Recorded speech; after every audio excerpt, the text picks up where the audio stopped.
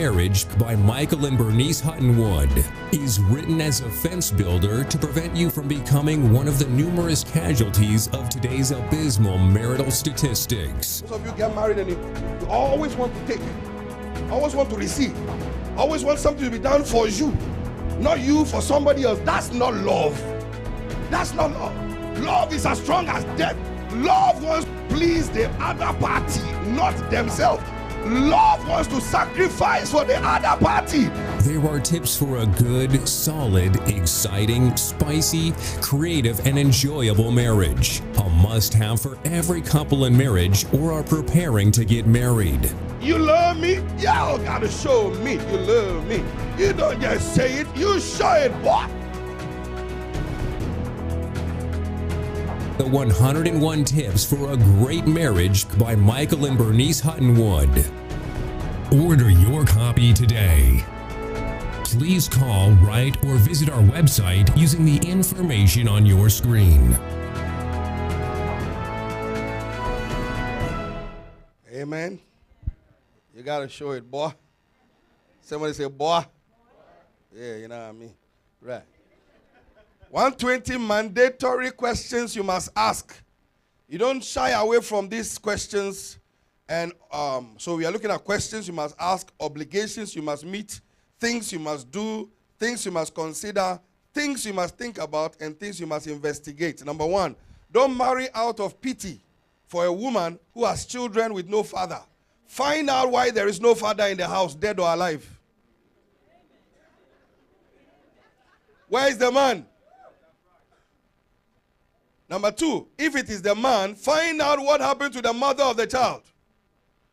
So it's not only find out from the woman why there's no father. If it is the man who has the children, where is the woman? Where did she go? These are things, don't cloud it with prayer. These are things you must ask. You need to get my book, 200 questions. Those are separate questions from this particular one in No Ringy, No Dingy's book. Separate questions. There are many questions to ask, and you must ask it. And take your time to ask it and investigate. You need to go on .com, ancestors.com. Investigate that family background. Don't mess. You are going to be in this thing for life. I'm not saying be suspicious. Just ask genuine questions. I was raised by a single parent. My father left my mother when he gave birth to me. And my wife was also raised by a single parent. So when we were going to marry, we asked, what's going on here? Why did he and why did he also? Then we made up our mind that no matter what happens, we will not, because we suffered. Because we were raised by a single parent. My mother suffered, her mother suffered. So we said we will not repeat history. When my wife, you see, one of the reasons why I'm telling you to get these books, because when we were going to get married, we didn't have any counseling. Nobody counseled us. We didn't read any book. We loved each other. That's all. We made a lot of mistakes. One day we were coming from Hutton-Wood. We went to do shopping in Hutton-Wood on a Saturday. Shopping, Ghana shopping, because we like our Ghana food. On our way back, we bought ice cream. You know, the one in the cone. Good. When we're coming, I said something, or she said something, somebody said something. And then all of a sudden, I got angry and I put the ice cream in her face. And she put the ice cream in my face. On the Hutton-Wood High Street, your potential bishop, we are fighting with ice cream in the car. Ice cream is supposed to be enjoyed. I put it in her face. When she married me, she said to me, let me tell you something. If you touch me, I will touch you. So when I touched her with the ice cream, she also touched. We didn't speak till we got home. How can you fight with ice cream? That's how ignorant we were when we married, because we didn't read any book. We were so poor we couldn't even buy any book. Today you guys have an opportunity to, everything you want to know is there. What women want. You need to look. Sometimes men say women are difficult. Women are not difficult. Only if you discover who they are. That's why you get the book, What Husbands Want and What Wives Really Want. You need to just, Bible says, dwell with your women according to knowledge. Women are not difficult to please.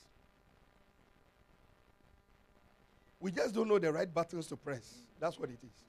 Women are not difficult to please at all. The way we used to argue and fight and all those initially, I wondered later on after I got information, what was all that about? I was a dummy. Today, I don't remember the last time we had an argument in our house. It's not necessary.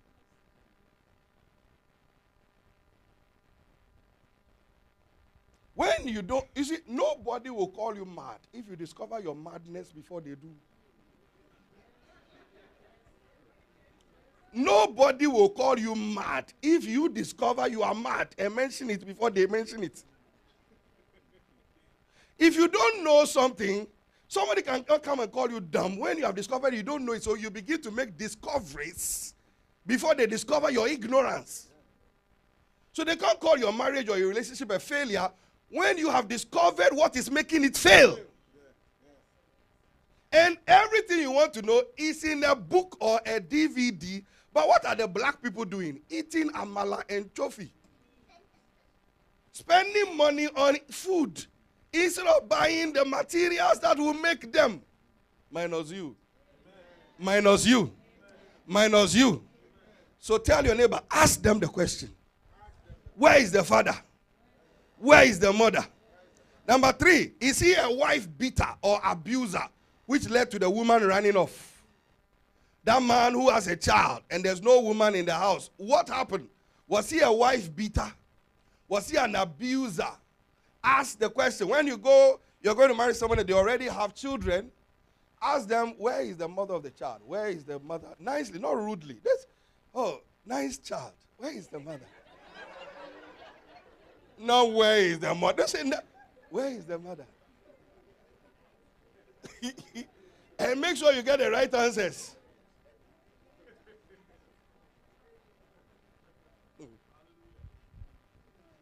Number 4, is the woman a cantankerous woman? You need to know these things before you marry them, before they become cantankerous. They are already cantankerous. Find out how to cantankerous them before you marry them. Deal with the cantankerous spirit. Know them before you marry them. Is she cantankerous? Because if she is cantankerous and she hasn't revealed it to you, she will still remain cantankerous until it is dealt with. Number 5, find out the character of that man or woman whom you desire to marry. What are their weaknesses? And you see, sometimes when people are courting people, because they don't want them to think negatively of them, they hide their shortcomings and weaknesses.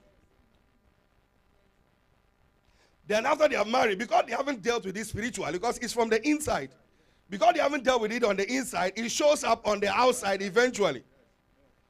If you don't deal with your weakness, all of us have weaknesses one way or the other, just that we don't say it. Everybody must identify their own and deal with it. Find out your weaknesses. Find out your character flaws. Find it. Does he get angry easily? Has he got a bad temper? Are they selfish? One of the ways in which you discover somebody is selfish or not is when you are courting them and dating them, find out when they are eating. Find out how they cover their food. When you are eating with them, do they call all the meat to their front?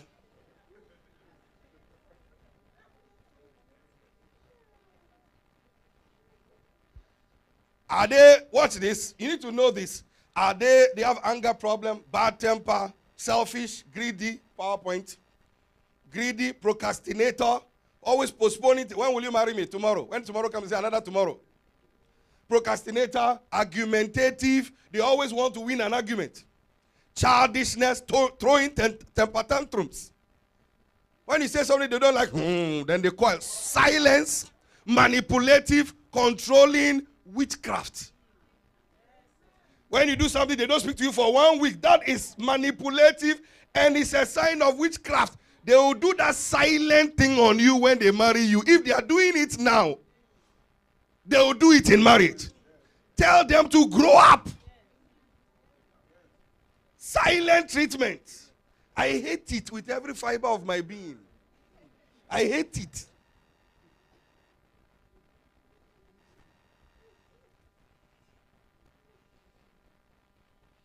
May every woman here be delivered from that silent treatment. And any weak man who exhibits it, may you not be only delivered, but delivered twice. When issues arise, talk about it calmly. When everybody's temper is up, don't talk at that time. Find cool time. I don't know, you say something you shouldn't say. And women are elephants. They don't forget what we say. Years later, you remember what you told me, and they'll give their wicked work. You see? I don't know why they always get us with that one.